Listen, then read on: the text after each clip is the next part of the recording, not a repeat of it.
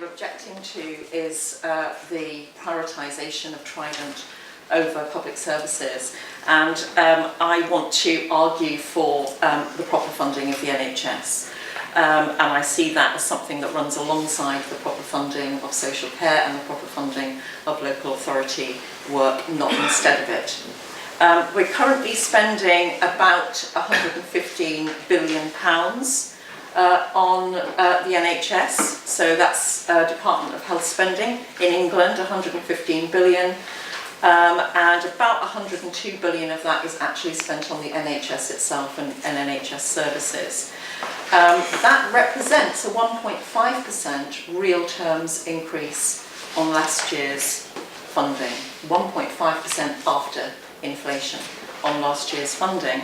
I wish I could say that the funding had been that generous every year of this government, but it hasn't been.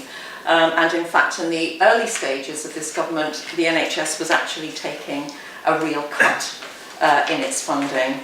And I think John Appleby of the King's Fund estimated that for the first 2 or 3 years of this Parliament, the NHS was across the UK was actually seeing 0.4% cut in real terms funding on average. And what that's meant is that the proportion of the GDP which is now going to the NHS, it has actually declined during the course of this government, although, as you know, Labour were actually making an important point of increasing the proportion of the GDP that was spent on the NHS. So what we're looking at for the lifetime of this Parliament, if you average it out, we've had a 0.7% real terms increase each year. So less than 1% real terms increase each year during the lifetime of this Parliament. That's the lowest since the 1950s. Labour was averaging about 5.5% to 6%, and the Tories during the 1980s and the 90s averaged about 3%. But here we are at 0.7%. In social care, as Heather has mentioned, the situation has been even more dire. I won't go into that because Heather has already mentioned that. There are some misunderstandings about the funding of the NHS because the government has described its funding settlement as a protection of the NHS, and it uses this word, the NHS funding is protected. And what it means by that is that over the lifetime of the Parliament there would not be a real cut in NHS funding, whereas of course it slashed other services to bits. So that is true, it hasn't been actively cut. But you have to contrast the 0.7% rise with what the NHS actually needs each year, which is a 4% rise. So not less than 1%, but actually 4%. And that is to keep pace with the changing size and structure of the population, to keep pace with changes in medical technology, to reflect the fact that the NHS has a rate of inflation that is higher than the average rate of inflation, and also that we have changing patterns of morbidity. So the Nuffield Trust has calculated that the cost pressures on the NHS actually indicate that we need a 4% real terms increase each year.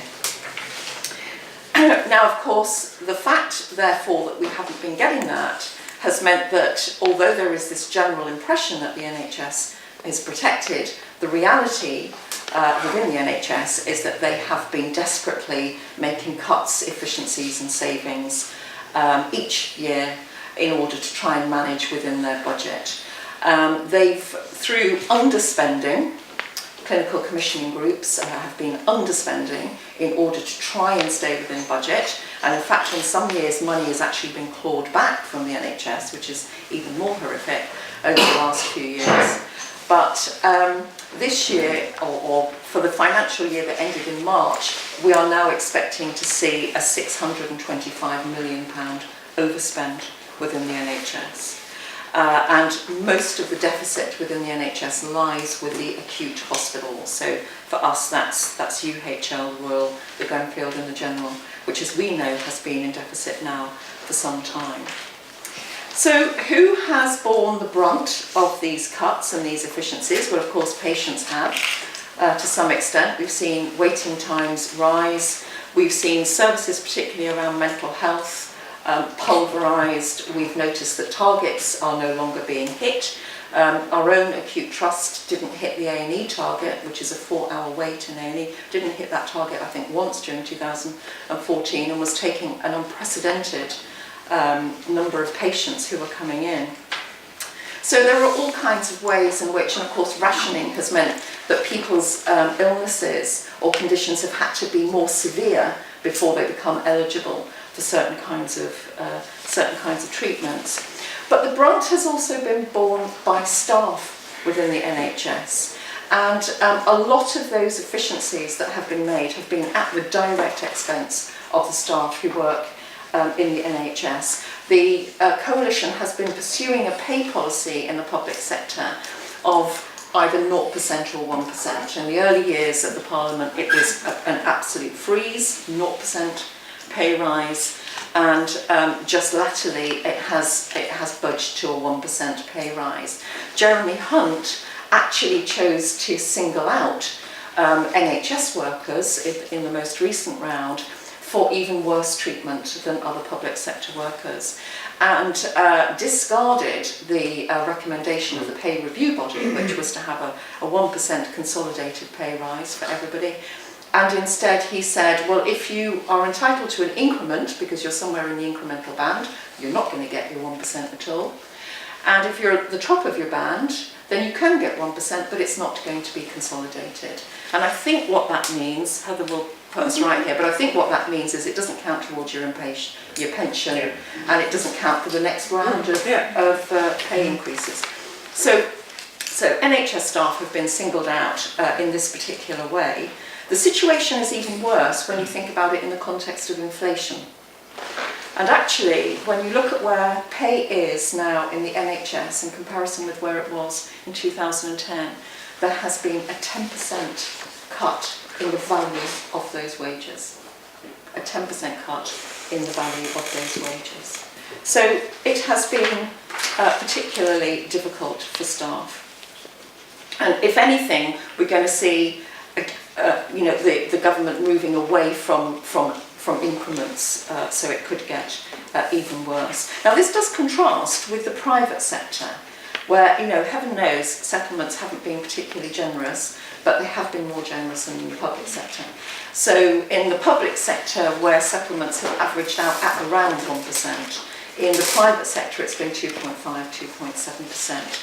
And I suspect that might actually have been deliberate on the part of the government to kind of recalibrate. If you remember a few years ago, they were pitting public sector workers against private sector workers. Now, and social care workers, even worse, as Heather has alluded. Now, I think the funding constraints in the NHS are actually being used as a deliberate policy. I don't mean it's being used to cut the deficit and that's deliberate, I realise that. But I think this policy of chronic underfunding of the NHS is being used deliberately to lever in other structural changes within the health service. And we can see this particularly around the reconfiguration of services, or around the physical reorganisation of the way in which services are being delivered. Down in northwest London, out of 9 hospitals, 4 of them are planned for downgrading. That's the loss of A&E, maternity, paediatrics and so on. 2 of them have already lost their A&Es, and they're going after another 2.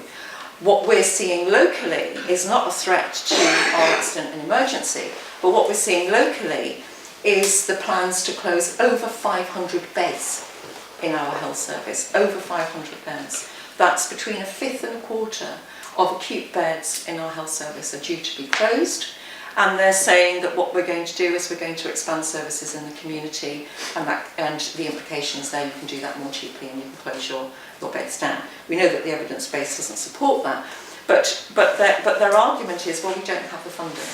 We've got to make decisions about how we're going to use our funding. We just can't afford to carry on providing services in the way that we have been providing them up to now.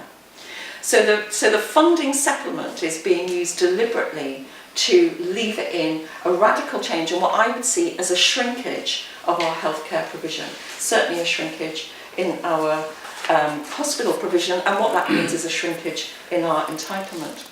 I would also say that there seems almost to have been a kind of moral panic over the affordability or the sustainability of the NHS. We keep being told, well, you know, we just can't carry on like this. This service is becoming unaffordable. People are getting older.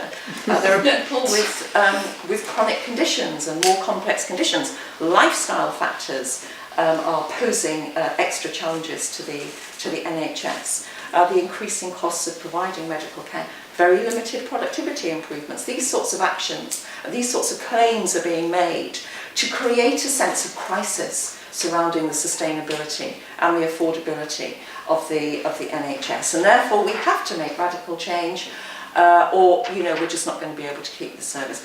I think this is a complete load of poppycock. It's absolute and utter nonsense. We know what we need for the NHS. We need 4% real terms increase each year. That's going to be about £6 billion this year. We can find that. We have an economy of £2 trillion. We can find that. It is possible to find that money. It is possible to find money for social care. We need to decide that that is what we are going to do. And we certainly can't claim that we have a feather-bedded health service, or that we have in some way a lavish health service which contributes to its unsustainability.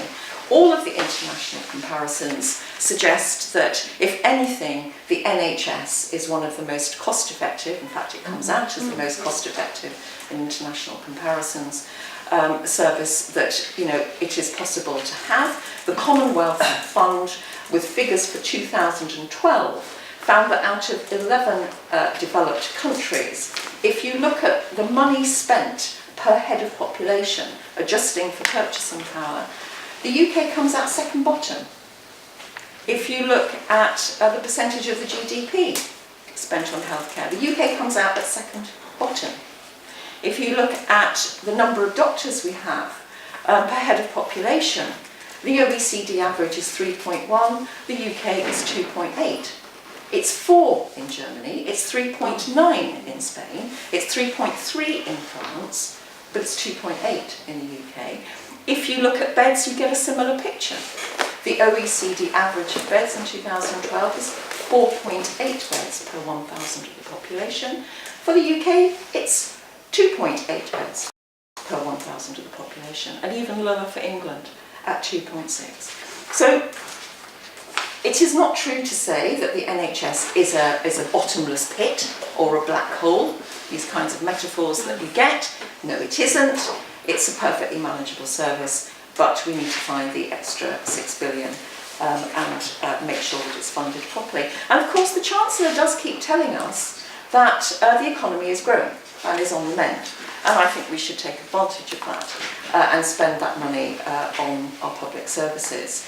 The growth last year in the economy was about 2.6%. It's predicted to be about the same for this year. So let's see that money and more coming into the NHS and public services. I don't mean to say that we should avoid any questions of waste. We shouldn't be wasting any resources in the public sector. Nobody wants to see that. One of the biggest wastes of resources in the NHS is the market system. A conservative estimate of the cost of the market system by Professor Callum Payton puts it at £4.5 billion of recurrent costs each year. 4.5 billion. That's very close to that 6 billion that I'm after. 4.5 billion. The National Health Action Party puts it at about 10 billion, and apparently that's based on Lib Dem figures, although I haven't got to the bottom of that. But somewhere between 4.5 billion and 10 billion is the amount of money we are spending every year on tendering and running the NHS as a market. There are economic reasons for spending more on the NHS. The fiscal multiplier is very good in the NHS. The IMF has calculated that the fiscal multiplier for the UK as a whole is between 0.9 and 1.6. That is to say, for every £1 billion of government spending, that contributes up to £1.6 billion of GDP. In health, the figure isn't 1.6, it's 4.3. for every £1 billion you spend on health, you actually generate £4.3 billion towards the GDP. And these, it's a labour-intensive service. It employs 1.3 million people. These are meaningful jobs doing socially useful activity. Healthcare is also highly valued by the public. Social attitudes have been very consistent in their support for a service funded by general taxation available to all. And the public is also consistent in its support for the NHS to be prioritised in receipt of additional funds. In May 2014, one Ipsos Mori poll found that 2/3 of respondents favoured an increase in the funding of the NHS, and just last month the Ipsos Mori found that 59% supported extra taxes to fund the NHS. And that follows on from another poll last summer, which found that about half of respondents said they were willing to pay higher income tax to fund the NHS. There is public support. Healthcare promotes well-being. The vast majority of our increased life expectancy, if you go back over the last 120 years, doesn't come from the NHS. It comes from better living conditions, more spaced out children, better regulation of food, better housing, etc. But life expectancy has gone up by about 10 years since the creation of the NHS. And a good proportion of that is going to come from the fact that NHS intervention saves people's lives when otherwise they would have died, and allows people, improves people, makes people better, and allows them to carry on living longer and to enjoy longer lives. I think also an unmade or insufficiently made argument is that the NHS counteracts socioeconomic inequalities in society. Because the NHS is available to all on the basis of need and not on the basis of your ability to pay for it, it works back against those socioeconomic inequalities that exist in our society, and where people are constantly only able to have so much because they've only got access to so many resources. The NHS works against that. If you like, it neutralises some of the other socioeconomic inequality, and we know that Britain is one of the most unequal countries in the developed world, as you're probably aware. The NHS, finally, just my final argument, is that the NHS, I think, is a sign of contradiction. It was set up at the end of the Second World War at what must have been historically the high point of social solidarity, and it represents those values of solidarity and collectivism. It is a sign of contradiction in a society which has become incredibly individualised and individualistic. And I think those values of equity and solidarity still exist in our society, but I think they are marginalised to some extent and they're overshadowed. And where society celebrates consumerism and individual acquisitiveness, the NHS emphasises sharing and service. And where society promotes individualism, the NHS proclaims solidarity and the efficacy of the collectivist approach. That it works, the collectivist approach works. And where society creates a hierarchy of material achievement, the NHS upholds the principle of equity and wait your turn. So I think the NHS is a sign of contradiction. It is one of the finest institutions, if not the finest institution, ever created by anyone, anywhere, and we must protect it. Thank you.